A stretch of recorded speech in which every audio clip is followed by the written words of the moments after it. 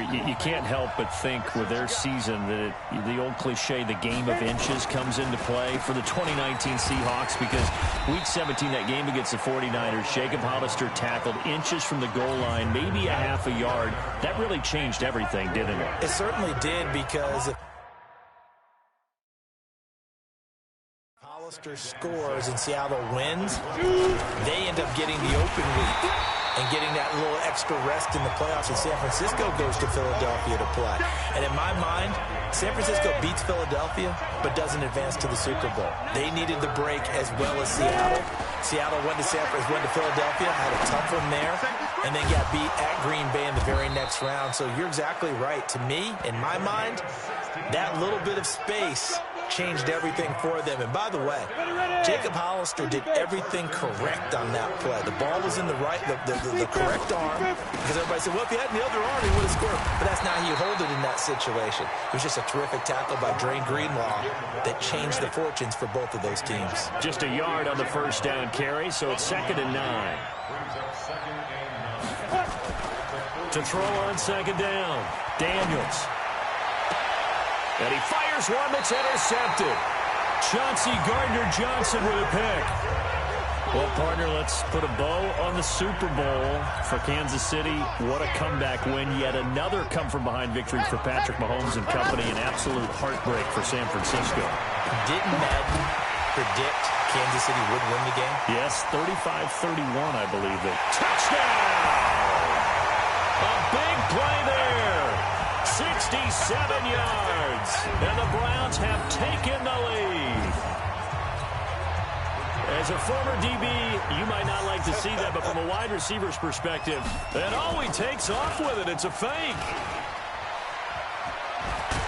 So he got free of one tackle, but couldn't do a whole lot else. And he'll be stopped shy of the goal line here. So the lead will remain at 6 points. The kickoff unit is out on the field, and they will send this one away. This fielded a few yards into the end zone. And no run back here. This will be a touchback, and it comes out to the 25-yard line. Here come the Seahawks now, set to take over on offense. A tale of two extremes already in this game. A touchdown pass on their opening drive, followed by an interception last time out. Now, it sounds like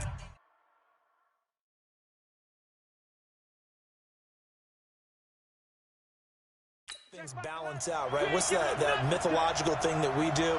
If you have a candy bar, have a diet soda with it, and balances it out. And we know that's not really true, right? Because the interception, that sting lingers a little bit longer. Got to come out now and put together some nice plays. Just a yard on the catch there. It'll be 2nd and 9. The last play got just a yard. Here's 2nd and 9 from the 26. 2nd and 9 now. That's caught by Ware. And he'll be out of bounds across the 30-yard line. And it looks like we've got a dime set here defensively. 6 DBs in the game. Operating from the gun. Daniels. This complete to Jones. They stop him for only 3 that time, and that'll bring up 4th down. Now that's going to be a tough one to explain when they get together and watch the game film, isn't it? I mean, they had the right call, had the out route. He's got to know where the first down sticks are, yet he steps out of bounds that close. Not their best play. And now running right through it. 12 yards on the return that time. And the Browns will take over, 1st and 10. CD, we got a little time here before Cleveland takes their next snap on offense. Quite a ride, really, for the Browns in 2019. Freddie Kitchens really hardly knew you. Gone after one season. Remember, people had elevated the Browns, not just playoff contenders, really, but Super Bowl contenders in the preseason. But that 6-10 finish brought them back to earth in a big way. Well, let's go back to the preseason, and we did talk about those high expectations. I think that you and I both pumped the brakes on the Super Bowl talk. I thought playoff talk was legitimate. And when you look at this roster, whoever ends up taking over as the head coach of the Browns, they should be very happy with the talent that they have and a chance to chase a division title in the AFC North. So we'll see if this team matures, learns from this past season where expectations were too high and they didn't come close to meeting them. But I think it's a roster well worth noting that they can make some noise if they come together and play at their best. And he'll go down, but not before getting this inside the 30.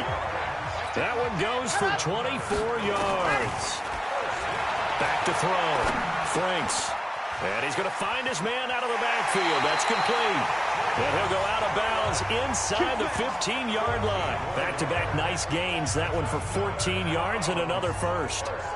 And with that completion, he's now north of 200 yards here in the first half. Boy, a tough start for the secondary defensively. It is, and it's got to put a dent in their confidence. And, you know, you always want to keep that up and feel like you can always bounce back after plays. But with the kind of numbers he's putting up here,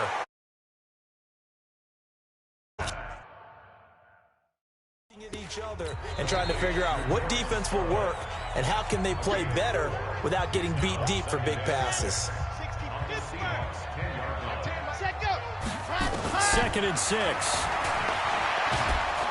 Now the pressure gets there, and he goes down just inside the 20 at the 19. Now whistles and a timeout with 3 seconds left in the first half. So 3 seconds here remain in the half. On is the field goal unit to see about getting 3 points. This just a 35-yard attempt from the left hash. So we come upon halftime with 9 points separating these two teams.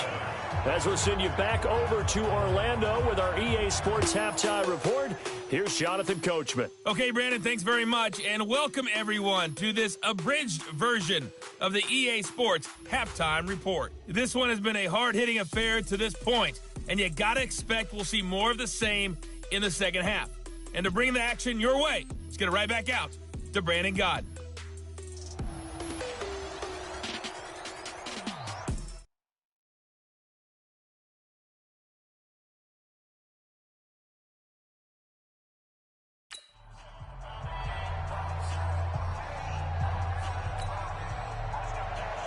The Browns are going to get the second half kickoff, and they've got this lead as well as we are back and underway. Fielded about a yard deep. And all that work, but he stopped where he ultimately would have been, and he's simply taken a knee, and that's the 25-yard line.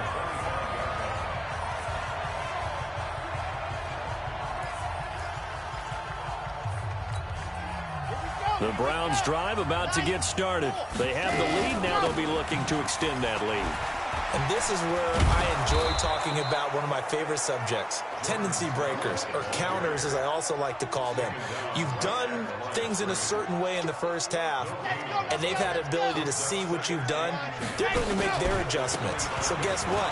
You adjust yourself and try and stay ahead of the pace because you are looking for some separation in this ball game. The adjustment to the adjustment. Without a doubt. Show them one thing, hit them with something else. They're trying to show that they can run the ball and protect this lead. Give it to the backs, play a little bit of keep away, don't you think? And that's probably a good philosophy at this point, going to make that defense stand up and stop them. With that incompletion, a chance to mention the awards now with the season over. Lamar Jackson, as we speculated, he's the MVP, Coach of the Year. John Harbaugh, Lamar's coach. Michael Thomas, Stephon Gilmore, Offensive and Defensive Players of the Year. Offensive and Defensive Rookies of the Year. That went to Kyler Murray and Nick Bosa. And the Comeback Player of the Year, Charles, Ryan Tannehill. No surprise there. Not to mention the #1 award that the NFL gives out, the one that they give the most, that credence isn't the right word, the most attention to, and the one that they want trumpeted the most. That's the Walter Payton Man of the Year, because that represents the totality of a player in the NFL, not just what they do on the field, but off the field as well. And that goes to Calais Campbell, the defensive tackle for the Jacksonville Jaguars. What a great award. Congratulations, Calais. That is how you flip field position. That's an absolute bomb of a punt. Downs it inside the 5-yard line. Absolutely ideal. From that position, you're hoping to get it down inside the 15, inside the 5. Superb. A gain of 3, second down. You know, despite the scoreline, I think they've got to like where they are here. They're on the road and just one big play away from getting right back in this game. I'm going to follow right along with you because the spot they're in now is a credit to their defense. They've kept them in it by making the plays that they've made, and that just means you're one big score away from being right back there. Now, the question is, can this offense step up and make that play? Because that's been an issue for them in this game.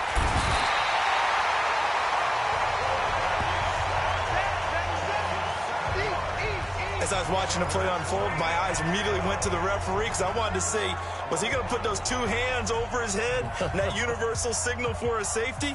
But it's at the 1-yard line. You know you're playing with fire when you get sacked that close to the goal line. And he's able to get it out of there, and this is a pretty good kick. And take it right at the 35.